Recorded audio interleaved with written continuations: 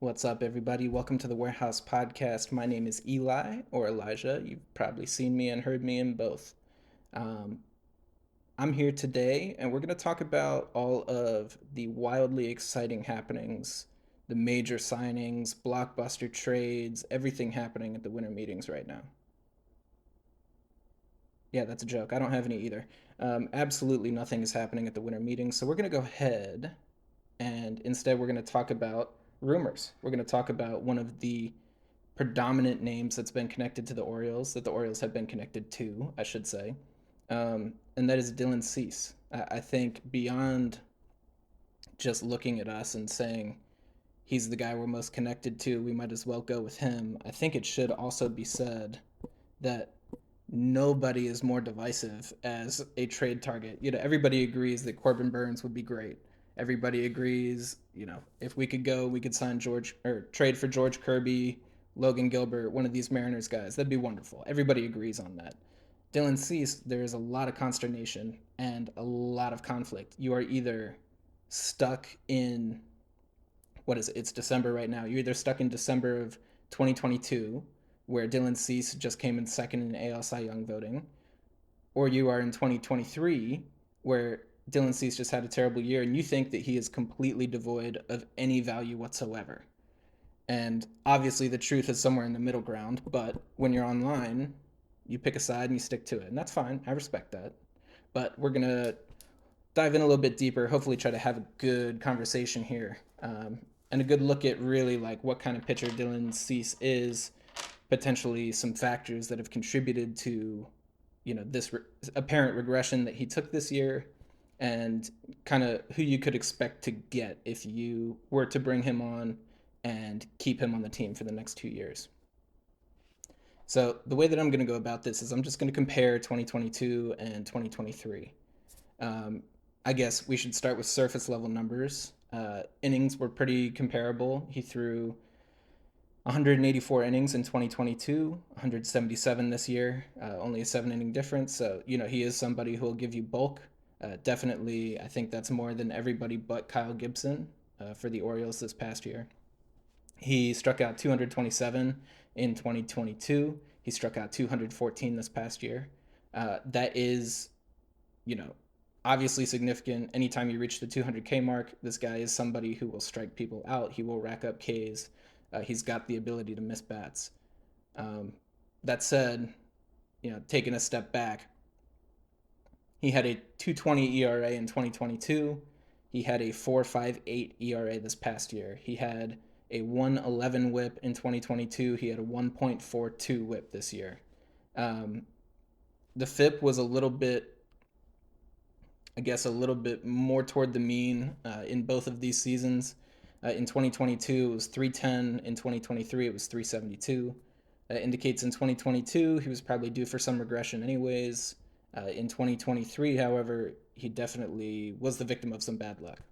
Um, Strikeout rates were somewhat comparable, definitely went down this past season.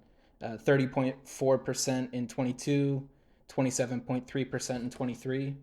And walk rate was honestly right about on par. It's kind of in the noise of year to year fluctuations. 10.4 in 2022, 10.1 in 2023. So walk rate actually marginally better. So we say that, and we can take a step back, and up front we can all agree Dylan Cease got worse this year. He got pretty substantially worse. He definitely did not get any Cy Young votes, um, and that's fine. Like not everybody's going to be a Cy Young caliber pitcher every year, but if you are going for if you're getting this guy for what the White Sox are apparently asking for, you're gonna want some high level, some baseline that you can live with. It's got to be a number three starter, if not better. I think for the Orioles, if we've all been talking, we do need a front of the rotation, a top three in the rotation kind of guy. And if this is somebody who's going to perform on par with Dean Kramer, we're probably not raising the floor of this team very well. We've got DL Hall, we've got Tyler Wells, we've got all sorts of guys who can fill in the fifth spot in the rotation. So can Dylan Cease be that guy? Looking at the numbers that I just gave you guys, I mentioned FIP. definitely was significantly better than the 4.58 ERA that he posted this year. I do think that that's important to note. If he does regress toward that FIP, he will obviously like be giving up fewer runs. FIP is usually a good indicator of whether somebody is the victim of bad luck a little bit, potentially on some batted ball luck. We'll take a look at BABIP a little bit later. But that said, that FIP still regressed by more than a half run. Like I said, went from 310 in 2022 to 372 in 2023. So there was still very, very significant regression, even if you are looking at those deeper level numbers. His strikeout percentage did go down, but again, it's still well above league average, and walk rate got marginally better. So anytime that I take a look at a player and see, okay, well, FIP was significantly better than ERA. FIP itself does mean fielding independent pitching.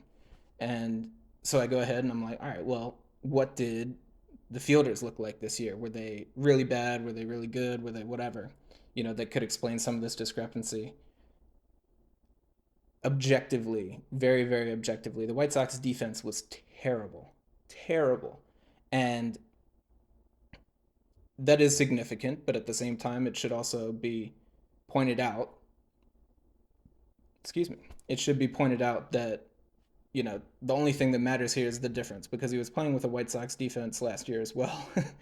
Shame for him, I know. But taking a look at the defense, right? So in 2022, they were 26th in a metric from Baseball Info Solutions, RDRS. It's basically attempting to take like the individual defensive runs saved, aggregating that across every player on the team, and then trying to look at some kind of vibey team factors such as positioning, such as shifting back when that was a thing, and taking that and aggregating it into one team metric.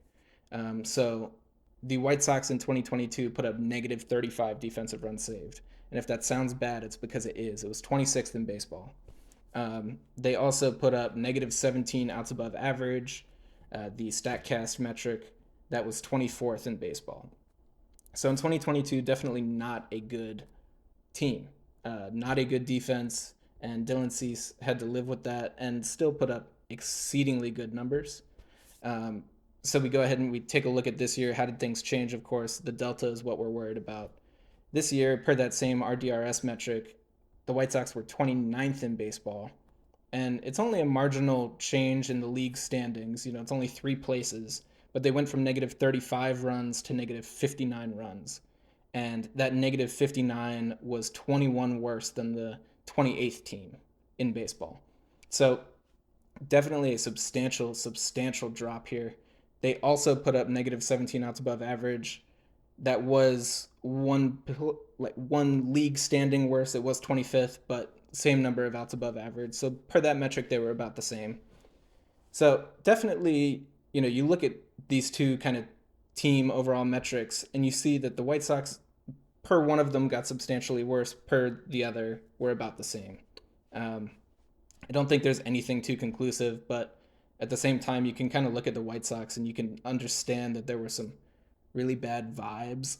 I know this is a ridiculous thing to point out, but from the very, very get-go this year, the White Sox were not performing. They looked every bit of a bottom dweller when this is a team that really is supposed to be kind of exciting with Robert, with Eloy Jimenez, with Yohan Moncada. Like they've had this core together and have been expecting for wonderful things to happen for a number of years now, and they just haven't, quite simply. So you look at this, and you say, okay, they got marginally worse. The vibes around the team were bad. They had the whole Tony La Russa shindig, that, and then they were kind of trying to come out of that this year. It's clear the owner has his hands in the wrong places. And you definitely can see something to the effect of team impact impacting the player itself. So I do think that, some of this regression is explained here. Also taking a look at defense in a different kind of way. I mentioned BABIP earlier, batting average on balls in play. This year, Dylan Cease's BABIP was 330. which is exceedingly high. That is it's about 30 points higher than what the league average is for BABIP. That said, in 2022, it was also much like how we were seeing with ERA, where the 330 is inflated high and his 458 ERA was inflated high. The 220 ERA was inflated low. His BABIP in 2022 was only 260. Part of this definitely can be explained. His exit velocity, average exit velocity, excuse me, on balls in play was over 3 miles an hour harder this year and above league average. And it also, so 90 mile an hour average exit velocity. And then on top of that, the average launch angle against him was also raised almost a half degree. So they are getting better and higher contact. They're not beating the ball into the ground. They're hitting it harder. Obviously, all of this leads to harder balls to field. So this definitely does explain part of the batting average on balls in play jump. I think the White Sox defense does explain the rest. The White Sox defense did get worse. The vibes were bad. All of that is true. But there was clearly something a little bit more concrete that led Dylan Cease to be a bad pitcher this year. So if we take a step back and we, kind of refocus on him himself and say what changed for Dylan Cease.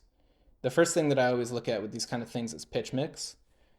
You look at like what made a Robert Stevenson after 7+ years in the league suddenly a really, really good pitcher.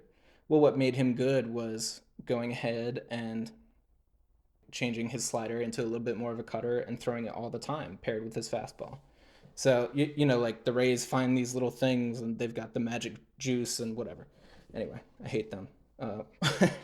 So, taking a look at pitch mix here, it was relatively consistent. There were really no changes. And I think that was almost definitely by design. You have a guy come in second in MVP, or I'm sorry, in Cy Young voting. Why would you try to change anything, really?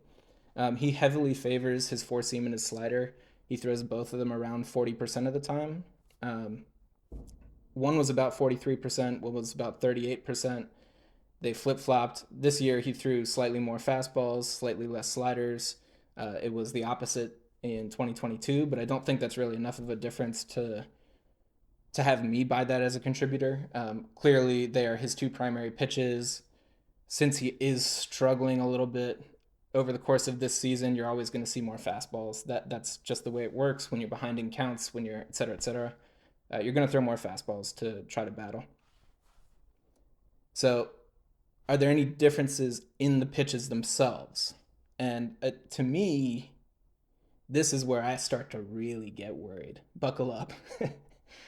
Every single pitch, and yes, I mean every single one of his pitches, got about a mile an hour slower. The four seam fastball went from 96.8 miles an hour to 95.6. The slider went from 87.4 to 86.3. The curveball went from 81.1 to 80.2. The changeup went from 77.9 to 74.6. And I will throw one little caveat in here. His changeup was actually pretty good this year. Surprisingly effective. It's definitely not his strong suit still. The slider is his bread and butter. It is one of the better pitches in all of baseball. But that said, like we do see a step back and a concrete, like apparent in every single pitch, a step back in his velocity. And that is concerning for somebody who's so young. Dylan Cease, one thing I did not manage to look up, so I'm going to be typing while I talk to you. Dylan Cease is only 27 years old. That's crazy. He's going to be 28 next year. But Dylan Cease is only 28 years old. And, well, I guess he's 27. I just told you that. But going to be 28 years old and has lost a full mile an hour on almost every pitch. Not almost every pitch. I told you literally every pitch. So you look at this and you say, okay, what's going on here? It's not like the guy's body should be breaking down. He's a young guy. I sometimes I do think that there is sometimes a conscious effort to play with a pitch profile and, in an effort to get more movement. That is one possible explanation. There definitely could have been lingering injuries. there are any number of explanations, but to me, I'm like, okay, if he is slowing things down a little bit, which is fine, is he getting more movement on it? Is this a concerted effort to, instead of like, linear motion through the ball to get it moving quickly? Is it, like putting some extra, wrap around the ball to get on the side of it? Whatever. So taking a look at strictly movement, I'm only going to focus on his two primary pitches because they're obviously the bread and butter here. Looking at his four seam fastball, you get comparable run. It's not a lot of arm side movement, but just a couple inches, and that was pretty steady. That said, it's dropping an inch more on the way to the plate this year, 11.2 inches versus 10.3. Um, you think, uh, and I should say that these are numbers including gravity. They're from Baseball Savant, so this is not the same as induced vertical break, um, where induced vertical break, the more ride that you have, the more movement you induce, the better. That is not the case here. The four seam fastball, you want it to drop as little as possible. That's what makes us see the wonderful, beautiful bullets that Felix Bautista throws. So dropping an inch more on the fastball, it's inherently going to be less effective. You try to work it at the top of the zone, which Dylan Cease does. You want to stay above the barrel of bats. So stepping over to the slider, what really is his bread and butter here? The drop on the slider was pretty similar to last year. Um, it was slightly slower, but it did actually have slightly less drop. I think that if you go ahead and you look at the movement itself, that's probably not very telling, but when you combine it with moving a mile an hour slower, I do think that there is a bit more of a significant change there. He, what it tells you is that he is getting a little bit more ride on the fastball, or I'm sorry, on the slider, a little bit more lift generated from it. But the converse of that is he did lose an inch and a half of sweep on it. And, when I talk about sweep, it's just any glove side movement. I'm not saying he throws a sweeper. He definitely throws much more of a gyro slider. And to kind of give you the concept of that, a good example of a gyro slider is Tyler Glasnow, where the induced movement on it will be pretty close to 0 inches vertically and horizontally. And it just kind of spins, and some people would call it like a cement mixer. But you definitely are not trying to, like break off this nasty thing that'll move a foot and a half. That's not the intent of a gyro. The intent is to come in slower on a similar plane, actually generate some lift a little bit, and do something different than the fastball, while kind of mimicking the same plane as it really. So that's all I mean by sweep, is that any glove side movement, while he did add a little bit of lift to the slider, he did also simultaneously lose an inch and a half of sweep. And I don't think that it's a bit interesting. I don't think that it's necessarily a problem to go for, a certain type of pitch, like thinking that you can make this more effective if you make some little change. Um, that said, obviously it got hit harder. I don't want to say that it was a bad pitch by any means. It was worth 10 runs this year. But the WOBA on it went from 193 last year to 286 this year. Um, Whiff rate was about the same. Slugging was way up from 209 to 339. So, there definitely was a regression here. And I think there are questions, given the drop in velocity, that I think that there are questions as to whether this was a super, super intentional change. I do think that, I will always give the benefit of the doubt to a major league pitcher who's obviously, he's got all of these, he's got TrackMan data on every single start that he makes. He's got all of the analysis that he could want. So if he saw something that he didn't like about this slider, and they were saying, hey, dude, you're not getting what you got on it last year, I would think he would make the adjustment. That said, you know, I do believe that this was more of an intentional change to get it to more true gyro than a little bit of two plane.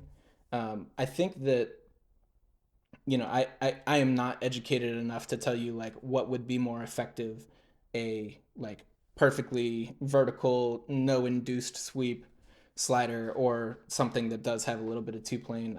I'm not qualified for that. Dylan Cease obviously had something that he was going for here.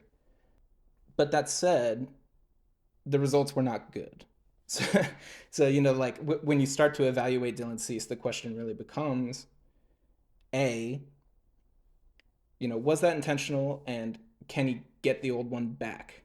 And B, is that part of this larger trend of somehow getting a little bit less action on the ball in any way, shape, or form, less velo, all of it together. So I kind of went ahead and I looked at that, and I do not have a lot of information as to changes in mechanics that Dylan Cease is trying to make, but one of the leading indicators of a mechanical tweak is just purely your extension, where you release the ball in front of the mound. And an interesting note was that he did release the ball zero point 0.2 feet, which is only 2.5 inches closer to the plate, but 2.5 inches is a pretty significant thing. And I guess the best way that I can explain it is you need enough arm left to actually impart some spin, impart some movement, and actually like get the ball moving toward home. It like if you were to reach out in front of you, if I were to tell you to hit something down and your arm was just like nice and comfortable and you got to really like raise it above your head and smack it with your arm bent and it's rotating, you can do that a lot harder than if I told you to put your arms straight out in front of you. I'm laughing at myself because I'm doing this as I tell it. If I were to tell you to put your arms straight out in front of you and just hold it all the way out there and then try to hit something down, you're going to be able to get a lot less action, so to speak, if you're fully extended already. So, if there was a conscious effort to try to release the ball closer to the plate, there is a chance that you lose a little bit of the amount behind it, a little bit of, your forearm flexing to pull down behind a fastball, to pull on the side of a slider, these kinds of things. I, I do not, I have, I do not have super, super up close views of Dylan Cease's arm as he goes ahead and release, like I can't say with 100% confidence that this is true, but just like intuitively to me, losing a little bit of action on almost all of his pitches, and going ahead and losing a mile an hour on all of his pitches. And this is one clear leading indicator of a mechanical change. It does seem like there is a little bit of something there. Um, Dylan Cease is not a huge guy, so he's not good. He's never going to be an extension monster. And it's definitely possible to me that they came into this offseason, they said, or the previous offseason, and said, okay, what's one way that we can make him a little bit more effective? He's got good life on his fastball. He's got this slider. The closer we can get it to home plate, the better. And, that is true if you can maintain the action and the velo that you have with it. That's why we all like gawk at Felix Bautista. I already mentioned his fastball earlier, but part of what's so amazing about him is that he does get such phenomenal spin on the ball while simultaneously staying behind it and simultaneously like imparting the phenomenal action that he does on it, while being 6'8" and releasing it seemingly like halfway to the plate. That's what's so incredible about him. So the effort to get closer to the plate is definitely something that every pitcher explores, and you need to kind of find your middle ground as a pitcher as to how far can I get down the mound and how far can I release out front while still doing what I need to do in order to make that pitch effective. Um, I think you look at some guys like Spencer Strider, and you look at his ability to get down the mound. He releases the ball almost 7 feet in front of home plate because he just sits back in his back leg, and the top half of his body stays so compact, and he gets his full like range of motion, but he just starts it down the mound. I'm getting a little bit off track here, but I guess the point is, like there is a clear benefit to getting down the mound, releasing closer to home plate, giving the hitter less time and less distance to actually perceive the ball. And it does seem like there was an effort to do that here, like over a lot of pitches that they throw in a season, thousands and thousands of pitches.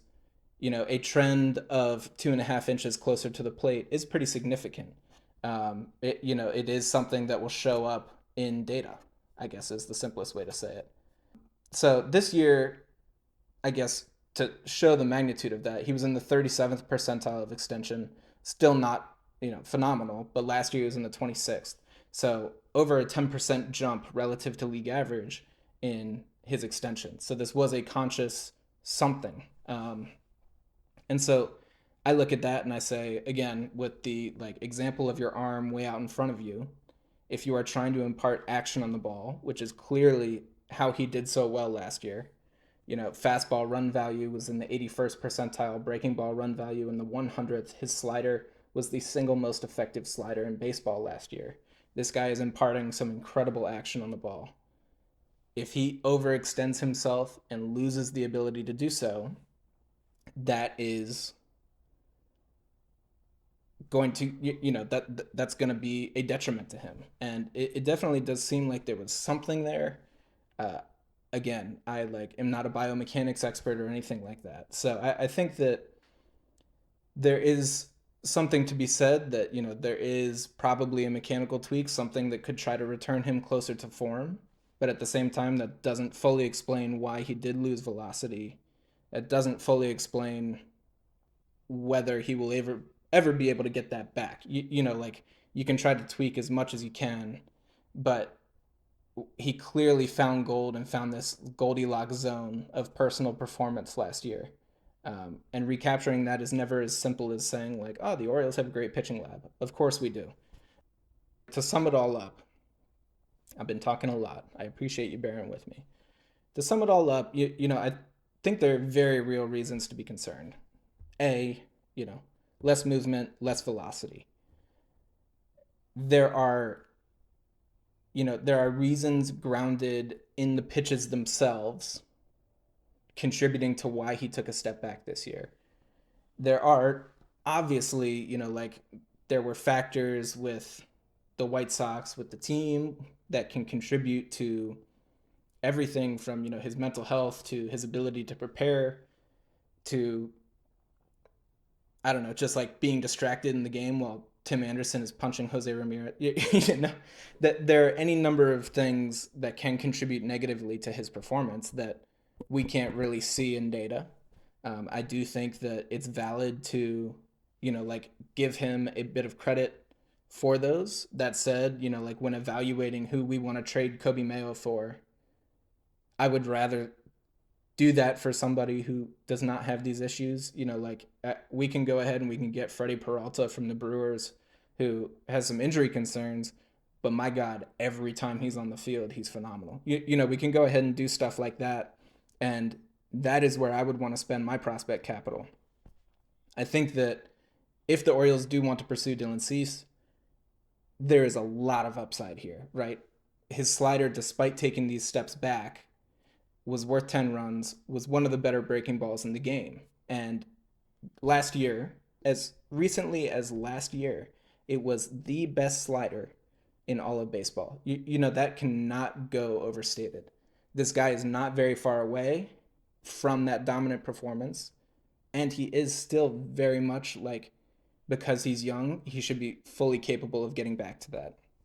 So I think there's reason to be excited if the Orioles do go and get this guy. It's definitely not a situation where we went and it's not the equivalent of signing Kyle Gibson again. It's like that this guy has very, very legitimate upside. Once again, strikeout percentage was over 27%. League average is like 20 to 21. So he's striking guys out at a great rate. I told you he struck out over 200 last year. He will eat innings. Despite the poor performance last year, still threw over 170, coming up on 180. There's a lot to like about him. And he's at, I never want to like say this as a really good thing because, I feel for the guy, but a suppressed market rate, we get him for only $8 million, which would projected, which would be lovely for us. He's worth much more when you see Kyle Gibson and Lance Lynn signing $12, $13 million contracts with the Cardinals for a year. You go ahead and you look, and it's like, okay, well, I can get somebody much better who's got an impact arm and can potentially turn into a, like number two in Cy Young voting kind of arm, and we get him for $8 million, and we get him the year after that also at a suppressed market rate. That's phenomenal. And we should not beat around the bush there. That's definitely, definitely, definitely something worth a lot of value. Once again, though, there are questions as to how much of that farm can be recovered. There are definite, like indicators that he is trending in the wrong direction. And you need to, and this is, like Mike Elias's job for a reason. You need to make sure that what you are giving up is like acknowledging those faults. You cannot just go ahead because we can outbid everyone. And I know people hated him for it. He said it just today, but he's like, the fact that we can outbid everyone does not mean that we should. We like still need to find trades that are fair. And that is the case with Dylan Cease. We shouldn't just go get him because we can. If he is not valued as somebody who could be phenomenal, but simultaneously has some serious red flags, if the White Sox are asking for more than that, then we should not give it to him. The Orioles need to accept the risk that this guy just happens to be on his way down. And it was not an intentional mechanical change. It was something that, whatever, something that just happened this year, and his body is breaking down and he'll never be able to do it again. There are any number of possibilities here. So, in conclusion, I didn't really give you anything. I just think I would be fine with it, but I am concerned.